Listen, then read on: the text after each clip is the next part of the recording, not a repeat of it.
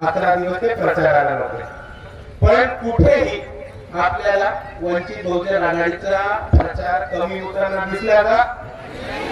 कुठेही वंचितचा झंझावात कमी होताना दिसला का? कुठे इकडे आपल्या वंचितच्या युवकांचा दराला कमी होताना दिसला का? नाही. आणि ही ताकद आपल्या वंचित बहुजन आघाडीची आणि आपल्या आंबेडकरवादी चळवळीची आहे की इकडचा प्रत्येक सैनिक आज पेटून उठलाय.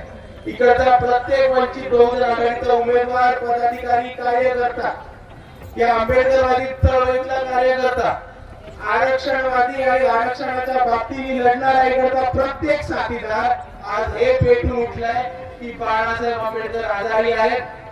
ते प्रचाराला कमी करू शकतात, पण ते जरी आजारी असले तरी इकडच्या वंचितांसाठी बाळासाहेब आंबेडकरांनी जी लढाई सुरुवात केली होती ती लढाई संपून ती लढाई जिंकण्यासाठी इकडचा प्रत्येक वंचित बहुजन आघाडीचा कार्यकर्ता सहभागी आहे.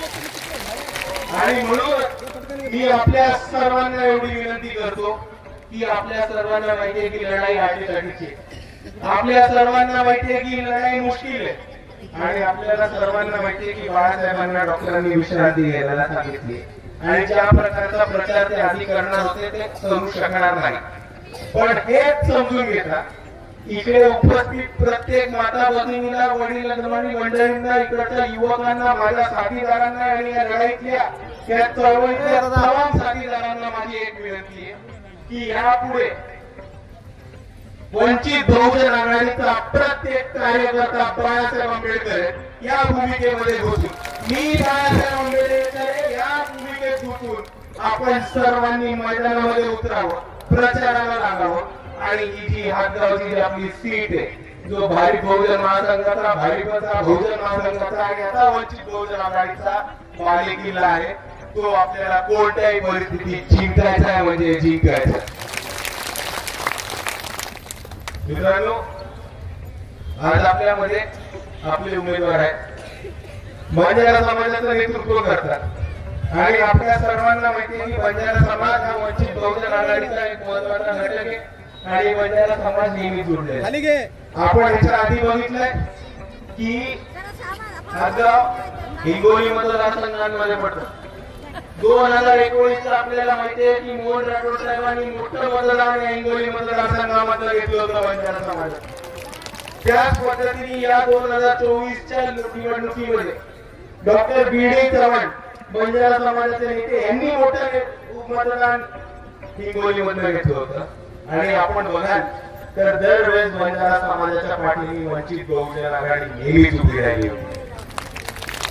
अकोल्यामध्ये बंजारा समाजाच्या व्यथा काय, तांड्यावरच्या आपल्या बंजारा गोरमाटी भाऊ बहिणांची प्रश्न काय, हे समजून घेण्यासाठी वंचित बहुजन युवक आघाडीने तांडा सामुचलो नावाचा एक महत्वाचा कार्यक्रम राबवला होता आणि प्रत्येक वंचित बहुजन आघाडीच्या माणसांनी बंजारा समाजाच्या तांड्याच्या, नायकाच्या आणि कारभारीच्या भेटी घेऊन त्यांच्या समस्या कशा सोडवता येईल याचं काम केलं.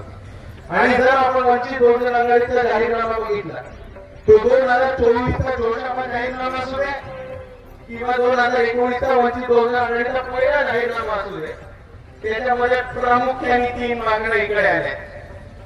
सर्वात पहिलं की हिंगोलीमध्ये जे मोठं सभागृह होतं त्या सभागृहाला वसंतराव नाईकांचं नाव हे दिलं पाहिजे. दुसऱ्या बाजूला इकडे जितके मग क्रीडा उद्योग करतात आणि खेळ चालतात त्या खेळामध्ये बंजारा समाजाच्या तरुणांची जास्तीत जास्त सहभाग करायला वंचित बहुजन आघाडीच्या जाहीरनाम्यामध्ये तरतूद केलेली आहे. आणि वंचित बहुजन आघाडीची ही प्रामुख्याने तिसरी मागणी आहे की प्रत्येक बंजारा तांड्याला आपण ग्रामपंचायतीचा दर्जा दिलाच पाहिजे, म्हणजे दिलाच पाहिजे. आणि आपण बंजारा समाजाची परिस्थिती बघून घेतली तर आपल्याला प्रामुख्याने एक गोष्ट दिसते की आज बंजारा तांड्यांमधल्या तरुणाच्या हाताला रोजगार नाही. हा समाज, बंजारा समाज, जो भारतामधला पहिला, एशिया खंडामधला पहिला व्यापारी समजला जात होता, आज आपण यांच्या तांड्यांमध्ये जाऊन परिस्थिती बघा आणि आपल्याला कळेल की समाज बराच दुर्बळ झालेला आहे, बळकट नाही. आणि म्हणून आज वंचित बहुजन आघाडी बंजारा समाजाच्या मागे ताकदीने उभी. एवढंच नाही तर आपण बंजारा तरुणाची समस्या बघा. पहिले व्यापारी असलेला हा समाज आज वीट भट्टी कामगार, ऊसतोड कामगार आणि वेगवेगळ्या ठिकाणी आपल्याला काम करताना दिसतो. आणि वंचित बहुजन आघाडीची एवढीच एक संकल्पना आहे की इकडच्या बंजारा तांड्यांवरती जितके पण तरुण आहेत त्यांच्या हाताला रोजगार देण्याचं काम हे वंचित बहुजन आघाडी सत्तेत आल्यानंतर करणार आहे. आणि इकडे बरेच ओबीसी बांधव आहेत, त्यांना मला एकच विनंती करायची की आपण सर्वांना ट्राय करून बघितलं, आपण सर्वांना संध्या देऊन बघितल्या आणि आपल्या हाती आलं का काही. इकडे प्रस्थापित मराठ्यांची इतके दिवस मक्तेदारी चालू होती, त्यांची सत्ता चालू होती आणि तुम्ही यांचा गेम समजून घ्या. आपण जर बघितलं तर आज कारखाने कोणाकडे, प्रस्थापित मराठ्यांकडे. साखर कारखाने कोणाकडे, प्रस्थापित मराठ्यांकडे. दूध डेअऱ्या कोणाकडे, प्रस्थापित मराठ्यांकडे. सहकार बँका कोणाकडे, प्रस्थापित मराठ्यांकडे. त्याचबरोबर जर आपण परिस्थिती बघितली तर आपल्याला हे सुद्धा दिसेल की शिक्षण संस्था सुद्धा प्रस्थापित मराठ्यांकडे. 2024 मध्ये जी निवडणूक झाली या निवडणुकीमध्ये 48 महाराष्ट्राच्या लोकसभा सीट आहेत. त्या 48 सीटांवरती 39 ठिकाणी प्रस्थापित मराठे निवडून आले. एवढंच नाही तर मागची 2019 ची विधानसभा बघा आणि या विधानसभेमध्ये सुद्धा आपल्याला दिसेल की 288 पैकी 200 जागांवरती प्रस्थापित मराठे निवडून आले. आणि आपण परिस्थिती समजून घेतली तर आपल्याला मोठ्या बाजूला दिसेल की एका बाजूला प्रस्थापित मराठ्यांच्या हातात सगळं आहे. दूध डेअऱ्या, शिक्षण संस्था आहेत, साखर कारखाने, बँका आहेत, सत्ता आहे. आणि दुसऱ्या बाजूला आपल्याला परिस्थिती दिसेल की मनोज जरांगे पाटील यांनी मोठं आंदोलन उभं केलं होतं कारण मराठ्यांना आरक्षण पाहिजे. तर तुम्ही ह्याच्यातला गेम समजून घ्या. ह्याच्यातला गेम एवढा आहे की इकडच्या प्रस्थापित मराठ्या नेत्यांनी स्वतःच्या समाजाला विकून खाल्लंय तर ते आपले करू शकतात का नाही. ज्या प्रस्थापित मराठ्या नेत्यांनी स्वतःच्या समाजाला विकून खाल्लंय ते बहुजनांचे होऊ शकतात कधी, ते आंबेडकरवाद्यांचे होऊ शकतात कधी, ते ओबीसीचे होऊ शकतात कधी, ते मुसलमानांचे होऊ शकतात कधी नाही. आणि म्हणून मी आपल्या सर्वांना एवढीच विनंती करतो की आता या मराठ्यांकडे, प्रस्थापित मराठ्यांकडे, प्रस्थापित पक्षांकडे आपण इतके दिवस ताट मांडून बसलो, आपल्या ताटात काही पडलं का नाही. आणि म्हणून मी आपल्या सर्वांना एवढीच विनंती करतो की जर आपल्या ताटात काही पडत नसेल तर ह्यांच्या खानावळीवरती लाईनी लावणं बंद करू. आपला विकास होत असेल,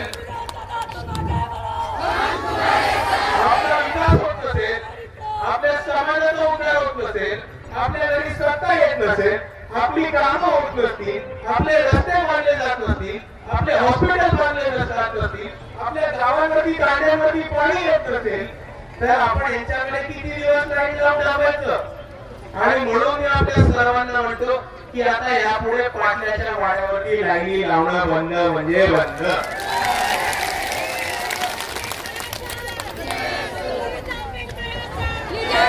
आणि आपण इतके वर्ष थांबलो, ताट मांडून बसलो, ताटात कोणी अन्न वाढत ना.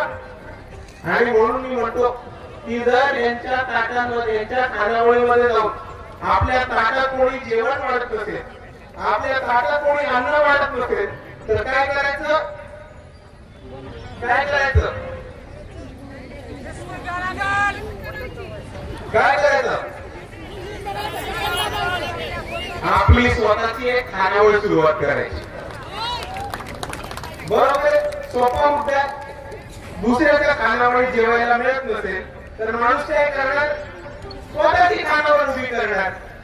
आणि आपल्या खानावळीमध्ये तुम्ही नुसता विचार करून बघा की आपल्या खानावळीमध्ये जर ताट आपलं असलं, जेवण आपलं असलं, जर ताट आपलं असलं, जेवण आपलं असलं, वाढपी आपला असला, आचारी आपला असला, चूल आपली असली, मटण आपलं असतं आणि त्याच्यावरती शिजणारं बोकड सुद्धा जर आपलं असतं आणि त्या बोकडाची बनून आपल्या ताटात सर्वही जर पडणार असतील तर आपण कधी उपाशी राहणार का? नाही. आणि म्हणून मी आपल्या सर्वांना पुन्हा एकदा विनंती करतो की आता यांच्या खानावळीवरती लाईनी लावणं बंद करू आणि यांच्याहून दुप्पट मोठी आपल्या स्वतःच्या हक्काची मालकाची खानावळ उभी करू. आणि आपली खानावळ म्हणजे काय? थोडक्यात समजून सांगतो आपल्याला. आपलं ताट म्हणजे आपला मतदारसंघ, आपलं जेवण म्हणजे आपलं मत, आपले वाडकी आणि आपले आचारी कोण आहे? आपले उमेदवार.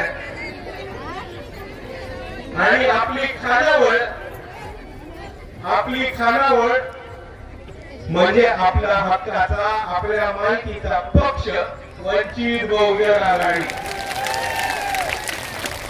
आणि मी परत एकदा पुन्हा आपल्या सर्वांना याची विनंती करतो की जर दुसऱ्याच्या खानावळीमध्ये जेवायला मिळत नसेल तर आपण आपली खानावळ चालू करू. आणि तुम्ही विचार करा, जर इकडे आपल्याच मालकीची, वंचितांच्याच मालकीची जर एक खानावळ असली ज्याच्यामध्ये ताट आपले, जेवण आपले, मटण आपले, बोकड आपले, चूल आपली आहे, आचारी आपला, वाडकी आपला आहे, तर आपल्याला उपाशी जायला लागणार आहे का?